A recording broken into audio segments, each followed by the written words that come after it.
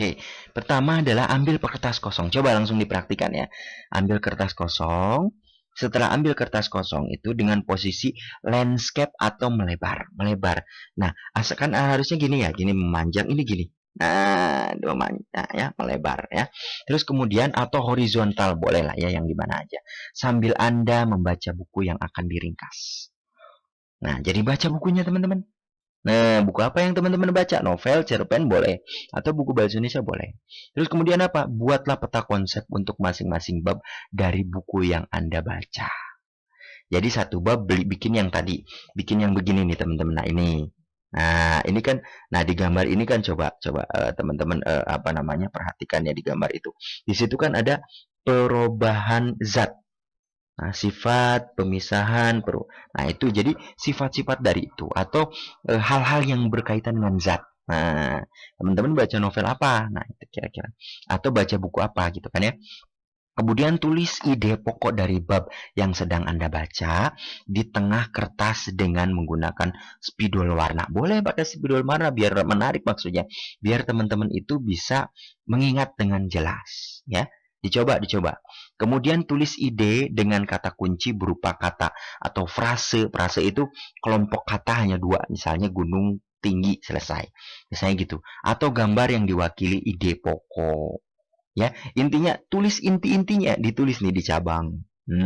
Gitu ya. Terus kemudian berikutnya, setelah menulis ide pokok, tulislah penjabaran dari ide pokok. Sub-sub itu berupa kata kunci. Nah, ada kata kuncinya.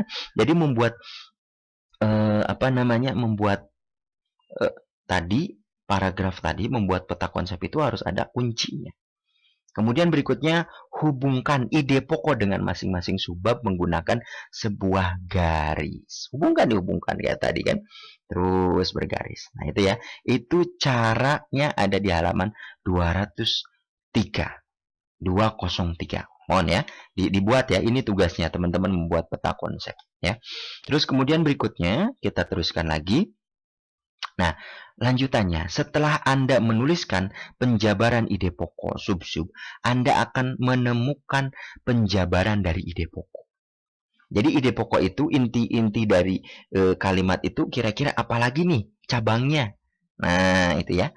Kemudian apalagi menambah penjelasan ide pokok. Boleh pakai menambah sedikit aja penjelasan apa ya, karena kan ide-idenya. Kemudian jangan lupa gunakan warna yang berbeda. Nah, biar gampang ingat maksudnya ya, biar gampang ingat itu pakai warna yang berbeda. Tapi kalau saya mau pengen satu warna pulpen aja atau pensil, ya udah silakan, nggak masalah, tapi hanya tidak menarik saja. Kemudian hubungkan masing-masing poin penjabaran. Dihubungkan ya tadi bulat di tengah, misalnya teks drama. Cirinya apa? Terus kemudian pengertiannya apa? Terus kemudian macam-macamnya apa? Terus kemudian kebahasannya apa? Nah, itu berarti peta konsep. Ya.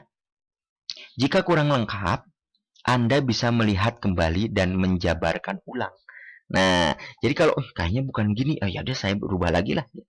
Atau saya bikin dari awal, nah boleh juga seperti itu, silakan. Ya, paham ya? Oke, baik. Gitu. Oke, nah sekarang menelaah unsur buku fiksi dan non-fiksi. Maksudnya, apa saja sih yang ada di dalam buku fiksi dan non-fiksi? Nah, telaah buku fiksi meliputi identitas buku, judul, penerbit, nah, terus kemudian penulis. Nah, ini ada di halaman 206.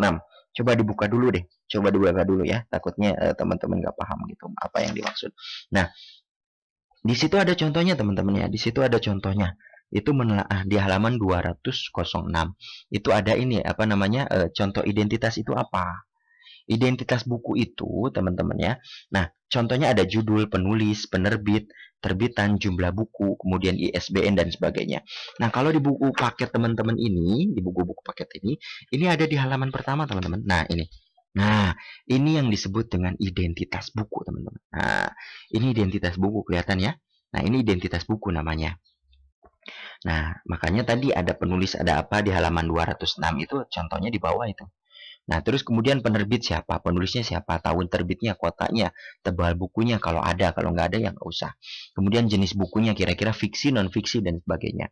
Kemudian biografi pengarang. Nah, biografi pengarang itu kira-kira siapa yang mengarang? Tujuan penulis. Nah, apa sih tujuannya teman-teman ya? Ada di halaman sama 206 sampai 207. Nah, ini ada tentang Laskar Pelangi ya teman-teman ya. Nah, itu silakan diikuti gitu ya, itu kira-kira. Terus atau enggak kalau yang ingin lebih jelas ada di halaman 208. 208 itu ada contohnya ya di atas di bawah itu kan, cermati telaah buku non fiksi. Nah, itu bisa juga ya. Terus kemudian buat ringkasan, diringkas, si cerita itu diringkas. Kemudian unsur intrinsiknya apa? Keunggulan dan kelemahannya apa? Misalnya buku itu bagus covernya, bagus ceritanya dan sebagainya, nah, itu boleh. Kelemahannya apa kira-kira? Nah, itu disebutkan juga kelemahannya ya. Gitu teman-teman. Kemudian buku non fiksi meliputi pertama. Nah, kalau kalau tadi fiksi, sekarang non fiksi. Kalau non fiksi itu buku yang bukan berdasarkan imajinasi. Sama identitas bukunya ada di awal ya.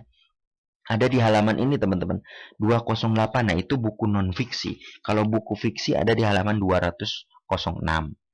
Gitu ya. Nah, itu kira-kira. Sama identitas buku berupa judul, penerbit, penulis, tahun terbit, kota terbit, tebal buku, dan jenis buku. Biografi pengarang hampir mirip sih teman-teman ya, kelebihan kekurangan. Tapi tidak ada unsur intrinsik dan ekstrinsik saja. Itu bedanya ya teman-teman. Itu cara menelaah buku unsur buku fiksi dan non fiksi. Ya, mudah-mudahan bisa dipahami dan disimak ulang kalau tidak paham. Oke, berikutnya kita teruskan. Menanggapi buku fiksi dan non fiksi. Bagaimana cara menanggapinya? Ada di halaman 211 teman-teman, dibuka 211. Nah, itu ada cara menanggapinya. Pertama, yang tadi yang teman-teman lakukan adalah itu yang disebut dengan resensi. Pertimbangan atau pembicaraan tentang buku dan sebagainya. Jadi, pertimbangan itu penilaian. Seperti teman-teman makan bakso, menyatakan enak, itu yang disebut dengan resensi atau penilaian. Paham ya? Oke. Nah, kalau menurut ini ada ahli ya, yaitu yang disebut namanya WJS Purwandarmita. Nah, menyatakan bahwa pertimbangan atau pembicaraan tentang sebuah buku yang menilai kelebihan atau kekurangan buku, menarik tidaknya tema isi buku, kritik, dan memberikan dorongan kepada halayak tentang perlu tindakan buku tersebut dibaca, memiliki, atau dibeli. Maksudnya gini, jadi resensi itu adalah pertimbangan menilai apakah masyarakat harus baca atau tidak, masyarakat harus punya buku itu atau tidak, gitu teman-teman. Paham ya? Jadi menilai lah intinya menilai. Hal yang ada dalam resensi buku pertama nih, hal yang harus ada di dalam resensi pertama adalah identitas buku. Kemudian kepengarangan, sinopsis atau ringkasan ya sinopsis itu. Terus kemudian penilaian buku. Dinilai bukunya kira-kira gimana, bagus enggak? Orang lain bisa harus memiliki enggak? Dan tanggapan terhadap buku. Kira-kira bagaimana nih? Apakah masyarakat harus baca buku itu atau tidak? Nah, itu ya teman-teman menanggapi buku fiksi dan non-fiksi di halaman 211. Paham ya? Mudah-mudahan bisa dipahami dan tolong diputar ulang kalau tidak. Nah, kemudian slide terakhir ini teman-teman kebahasaan ya. Kebahasaan ada di halaman 216 teman-teman ya. Coba dibuka halaman 216. Tanggapan respon terhadap fakta yang ada. Pertama ada saran, kalimat tanggapan positif, kalimat tanggapan negatif. Kalimat saran pertama di sini bisa usulan. Saran itu kan bisa usulan, bisa anjuran, bisa juga cita-cita. Yang dikemukakan dipertimbangkan, gitu ya. Menurut saya buku ini, nah itu berarti usulan. Nah, itu ya, teman-teman. Ya, itu contohnya. Terus kemudian ada kalimat tanggapan positif. Artinya bagaimana caranya kita menilai buku itu bagus atau enggak dengan kalimat tanggapan positif. Suatu kalimat yang bersifat optimis atau mendukung. Contoh gini, menurut saya buku Laskar Pelangi ceritanya sangat bagus dan sangat memotivasi anak-anak Indonesia untuk giat belajar. Misal, itu berarti contoh kalimat tanggapan positif. Nah, kalau tanggapan negatif misalnya gini, menurut saya buku ini tidak bagus covernya karena gambarnya kurang menarik. Nah, boleh juga begitu.